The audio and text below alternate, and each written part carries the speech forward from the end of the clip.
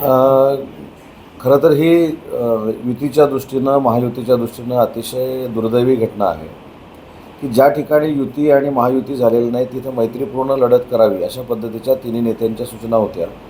परंतु महाडमधलं राजकारण गेले 1 वर्ष जे चालू आहे त्याच्यामध्ये वेळीच लक्ष घालणं गरजेचं होतं.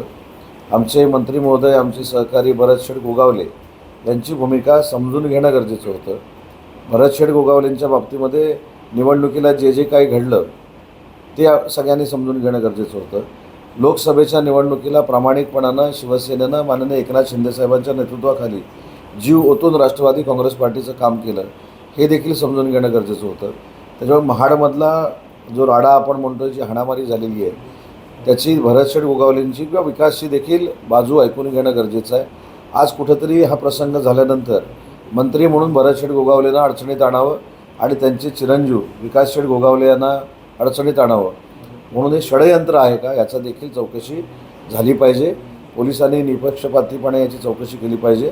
पण वर्षभरात वेळीच या गोष्टी जर नेतेमंडळींनी थांबवल्या असत्या, राष्ट्रवादी काँग्रेस पार्टीच्या बाबतीमध्ये आमच्या लोकांना समन्वय साधण्यासाठी मी स्वतः पुढाकार घेतलेला होता शिंदेसाहेबांच्या माध्यमातून आणि वेळीच ह्या सगळ्या गोष्टी न घडल्यामुळं त्याची आज मारामारीमध्ये रूपांतर झालं.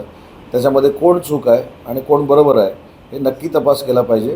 पण नाहक विकास गोगावले आणि भरतशेठ गोगावले यांना टार्गेट करण्यामध्ये काही अर्थ नाही.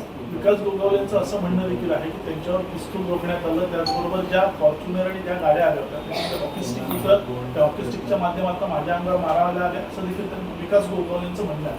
विकास गोगावले म्हणजे भरतशेठ गोगावलेंचे चिरंजीव. माझं तेच मत आहे. विकासशेठ गोगावलेंना त्यांचे वडील मंत्री आहे त्याचं पूर्ण भान आहे. परंतु काही लोकांना रायगडमध्ये सत्तेच्या नावाखाली भरतशेठ गोगावले आणि विकास गोगावलेंना त्रास द्यायचा आहे म्हणून या सगळ्या गोष्टी घडत आहेत. जर फॉर्च्युनरमधनं हॉकी स्टिक आल्या असतील, विकासशेठ गोगावलेंवर पिस्तूल रोखण्यात आलं असेल तर याची पूर्ण चौकशी झाली पाहिजे आणि ज्यांनी हे कृत्य केलं आहे त्यांच्यावर कारवाई झाली पाहिजे. पण याच्या पुढं जाऊन महाडमध्ये हे असं आपण चालू ठेवणार आहोत का हे महायुतीच्या नेत्यांनी देखील समजून घेतलं पाहिजे, त्याचा विचार केला पाहिजे. आणि याच्यामध्ये मला बोलण्याचा अधिकार एवढ्यासाठीच आहे की हे होऊ नये, हे घडू नये. त्या जिल्ह्याचा मी पालकमंत्री होतो म्हणून अनेक वेळा मी पुढाकार घेतला, त्याच्यामध्ये मला यश आलं नाही. आता तरी पुढं जाऊन नेते मंडळींनी याच्यामध्ये हस्तक्षेप करून निपक्षपातीपणे याच्यामध्ये लक्ष घातलं पाहिजे असं माझं मत आहे. आणि भरतशेठ गोगावलेंची बाजू देखील ऐकून घेणं गरजेचं आहे आणि विकास शेठची बाजू देखील ऐकून घेणं गरजेचं आहे.